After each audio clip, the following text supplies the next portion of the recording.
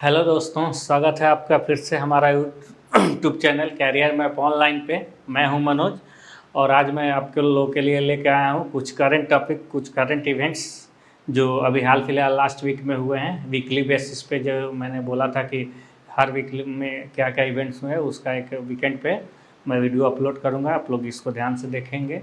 Upcoming examination point of view से बहुत ही important है ये सब टॉपिक। तो चलिए शुरू करते हैं वीकली करंट अफेयर्स। इसमें अभी रिसेंटली कुछ अपॉइंटमेंट हुए हैं जो लास्ट वीक में हुए हैं, वो कौन कौन है। सबसे पहला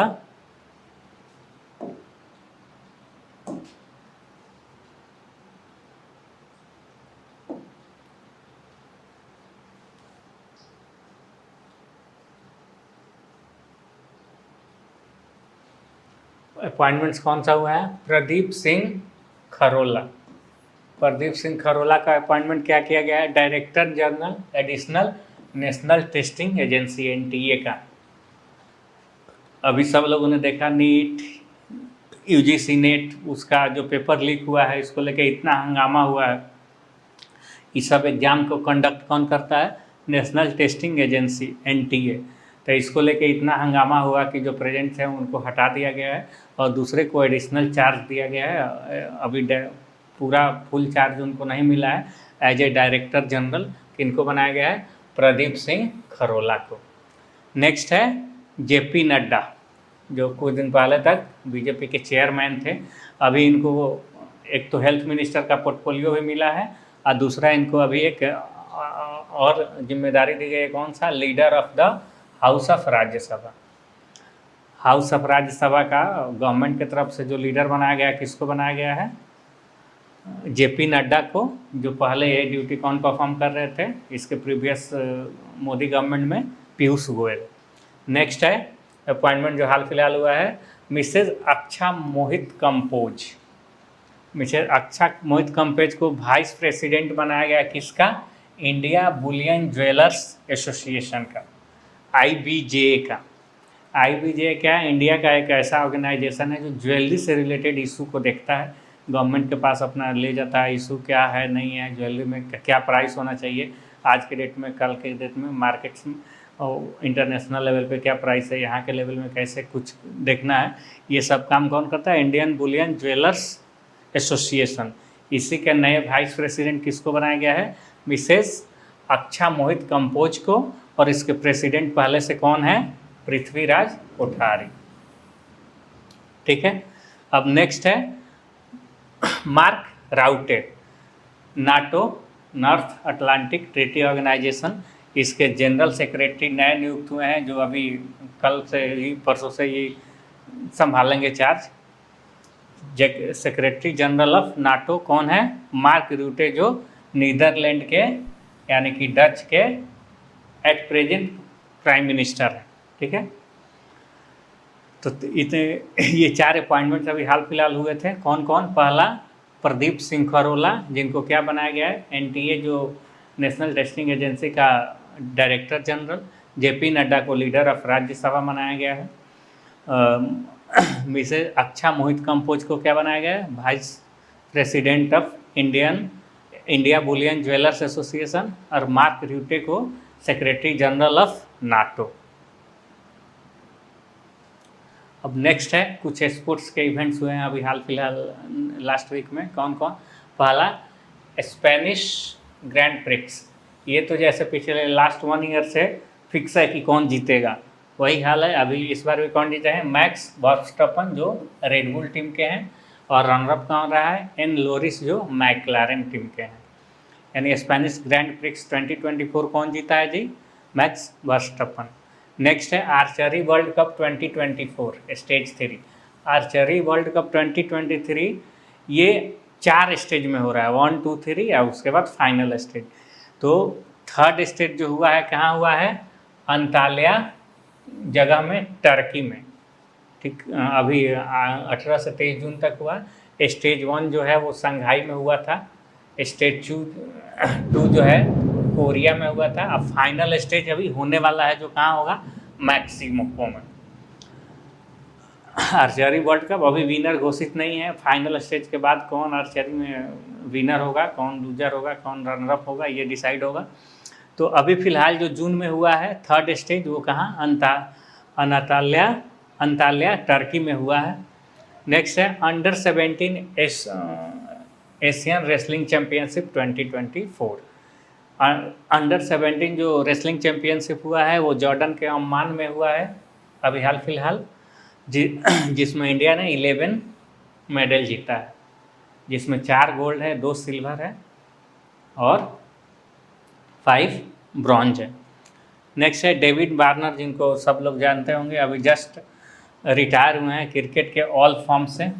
जितने भी फॉर्म है T20, 50 ओवर, ODI, टेस्ट, सबसे रिटायरमेंट लिए हैं डेविड वार्नर। अभी जस्ट जो अभी T20 वर्ल्ड कप चल रहा है उसी में जैसे ही सुपर 8 से ऑस्ट्रेलिया बाहर हुआ उसके बाद इन्होंने अपने रिटायरमेंट की घोषणा कर दी। तो स्पोर्ट्स में ये 3-4 इवेंट्स हुए हैं जो अभी लास्ट वीक में हुए थे। अब next important days, last week का इम्पोर्टेंट डेज क्या क्या था। 22 June world rain forest day, 22 June world rain forest day. इसका थीम क्या था, empowering the world in defence of our rain forest. Rain forest को कैसे बचाना है कि हमारा वर्ल्ड आगे बढ़े, अच्छा से इकोलॉजिकल सिस्टम मेंटेन रहे, इसी को लेके 22 जून को मनाया जाता है वर्ल्ड रेन फॉरेस्ट डे। 23 जून को क्या मनाया जाता है, इंटरनेशनल ओलंपिक डे। क्यों मनाया जाता है, क्योंकि इंटरनेशनल ओलंपिक कमेटी का गठन जो हुआ था 1894 में, कब हुआ था जी, 23 जून 1894 को, इसीलिए इंटरनेशनल ओलंपिक डे मनाया जाता है। इस बार का जो थीम था वो क्या था, let's move and celebrate. International Olympic day 23 जून को मनाया जाता है। क्यों मनाया जाता है कि 23 जून 1894 को ये इंटरनेशनल ओलंपिक कमेटी का गठन हुआ था, और इस साल का थीम क्या है, let's move and celebrate. Next है 24 June International Day of Women Diplomacy. 25 June क्या है, International Day of C safer.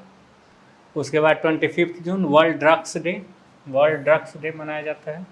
Next है 27 जून MSME डे। 27 जून को कौन, MSME डे। थीम क्या है, leveraging power and resilience MSME accelerate development in eradicate poverty times of multiple crisis. ये कुछ important days हैं। इसके अलावा नेक्स्ट है मिसलेनियस टॉपिक। मिसलेनियस में क्या क्या है, चलिए देखते हैं कि क्या क्या करना है इसमें। The government of India announced 26 जून, अभी रिसेंटली फिलहाल इवेंट जो हुआ है 26 जून को, क्या, India will start e-medical visa facility for Bangladesh. इसलिए nationals for those who are coming to India for medical treatment. Medical treatment के लिए जो बांग्लादेशी लोग यहाँ आते हैं उनके लिए गवर्नमेंट ऑफ इंडिया ने फर्स्ट टाइम क्या स्टार्ट किया है, द ई-मेडिकल वीज़ा। तो क्वेश्चन क्या बनता है कि ई-मेडिकल वीज़ा गवर्नमेंट ऑफ इंडिया ने किस कंट्री के लिए यूज़ किया है, तो वो है बांग्लादेश। नेक्स्ट है on 21 June the centre has introduce a stringent anti-paper leak law amid controversies surrounding NEET and UGC NEET exam. NEET और UGC NEET एग्ज़ाम को लेकर के जो बहुत ज़्यादा हंगामा हुआ, तो गवर्नमेंट ऑफ इंडिया ने एक अलग से बहुत ही स्ट्रिक्ट रूल लेके आई है, जिसमें जो 21 जून 2024 से इम्प्लीमेंट होगा।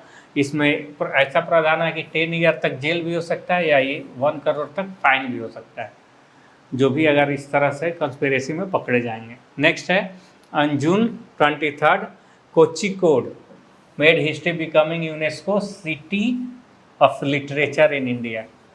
23 जून को यूनेस्को ने कोझिकोड जो तमिलनाडु में है उसको सिटी ऑफ लिटरेचर डिक्लेयर किया है। कोझिकोड को क्या किया है, city of literature.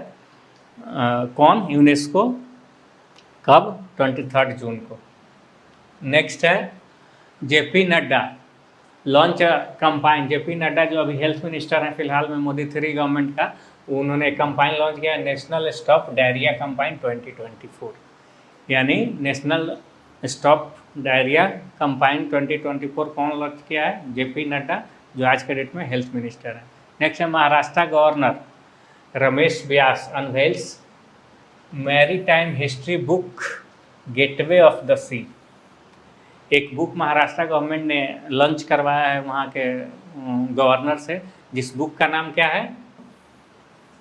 Maritime history book Gateway of the Sea. Next है Srinagar named 4th Indian World craft City by World Craft Council. World Craft Council एक है इंटरनेशनल लेवल का ऑर्गेनाइजेशन जो यूनेस्को का पार्ट है, उसमें श्रीनगर को वर्ल्ड क्राफ्ट सिटी इंडिया का 4th बनाया गया है, डिक्लेयर किया है कि श्रीनगर जो है वर्ल्ड क्राफ्ट सिटी है। नेक्स्ट है the 64th international sugar organisation council. इसका मीटिंग अभी जस्ट भारत मंडप न्यू दिल्ली में हुआ। भारत मंडप सबको पता है, G20 के बाद जो बिल्डिंग ये किया गया था उसी को भारत मंडप डिक्लेयर किया गया है। वहाँ पे एक इंटरनेशनल अभी कॉन्फ्रेंस हुआ है, कौन सा? इंटरनेशनल शुगर ऑर्गेनाइजेशन काउंसिल का। नेक्स्ट है Smriti Mandhana became the first Indian women to record consecutive ODI 100 in second ODI against South Africa at M Chidambaram stadium Bengaluru. Smriti Mandhana ने बेंगलुरु में लगातार साउथ अफ्रीका के खिलाफ 2 बार सेंचुरी ODI क्रिकेट में मार करके इंडिया के फर्स्ट वुमेन बनी है जो ये रिकॉर्ड बनाई है। नेक्स्ट है Government of India Ministry of Education announce that union territory Ladakh achieved full functional literacy under the Ullas Nav Bharat शिक्षा साक्षरता कार्यक्रम। गवर्नमेंट ऑफ इंडिया का एक कार्यक्रम चलता है उल्लास नव भारत साक्षरता कार्यक्रम। इसमें लद्दाख ने 100% परफॉर्मेंस दिया है, अचीव कर लिया है जो भी लक्ष्य है। उल्लास क्या है? Understanding of life long learning for all in society. सब लोग कुछ ना कुछ सीखें, शिक्षा लें, ये उल्लास का कंसेप्ट है, जिसमें लद्दाख जो ऐसा फर्स्ट यूनियन टेरिटोरी बना है जो कम्प्लीटली टारगेट को अचीव कर लिया है। नेक्स्ट है Paraguay joins international solar alliance as 100th member. Paraguay जो साउथ अमेरिका का एक कंट्री है, उसने अभी इंटरनेशनल सोलर अलायंस को as a 100th member join किया है। इंटरनेशनल सोलर अलायंस का कंसेप्ट 2015 में मोदी ही लेके आए थे। इसका हेडक्वार्टर पेरिस में बनाया गया है, जिसमें मेनली फॉसिल फ्यूल्स के डिपेंडेंसी को कम करना है, सोलर एनर्जी का यूज़ ज़्यादा करना है। उसी का एक और मेंबर जुड़ा है उससे, इंटरनेशनल सोलर अलायंस से। कौन? पराग्वे, जो कितना नंबर मेंबर है? 100th number. नेक्स्ट है the Madhya Pradesh cabinet decided on 25 June that state minister will now be responsible for paying income tax on their salary and allowances. अभी तक ये होता था गवर्नमेंट ऑफ मध्य प्रदेश में कि सैलरी अलावेंस जो भी मिनिस्टर को दिया जाता था उसका पे इनकम टैक्स जो पे करती थी वो गवर्नमेंट करती थी। अभी गवर्नमेंट ने जस्ट एक लास्ट वीक में ये इनिशिएटिव लिया कि नहीं, जिसका जो सैलरी लेगा, जो अलाउंस यूज़ करेगा, वही इनकम टैक्स भी पे करेगा। ये मध्य प्रदेश गवर्नमेंट ने जस्ट अभी डिसाइड किया है। तो ये था लास्ट वीक का जो भी इवेंट्स हुए हैं, चाहे अपॉइंटमेंट्स हो, स्पोर्ट्स हो, अवार्ड्स हो, मीटिंग्स हो, कुछ मिसलेनियस इवेंट्स भी थे। ये upcoming exam point of view से बहुत ही इम्पोर्टेंट है। इसको आप लोग ध्यान में रखेंगे, वीडियो देखेंगे। अगर अच्छा लगा तो लाइक करना, कमेंट करना और सब्सक्राइब करना नहीं भूलिएगा। Thank you.